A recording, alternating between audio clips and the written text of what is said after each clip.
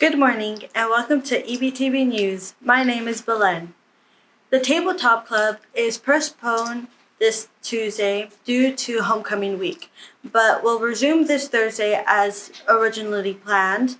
For updates about what's happening with Tabletop Club, join our Remind. The code is at D20DND. Today in sports, fall baseball conditioning has begun. If you're a returning player, please go to practices Mondays and Thursdays from 3:30 to 5 p.m. But if you're a new player, you'll instead go Tuesdays and Fridays to practice from 3:40 to 4:45 p.m.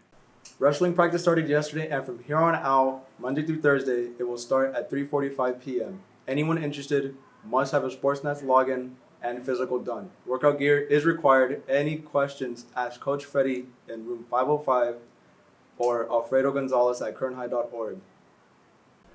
Girls soccer conditioning starts Monday, October 3rd, 2022 at 3:45 p.m. Conditioning is mandatory, and anyone interested in participating needs to have their sports physical completed as well as their Sportsnet items.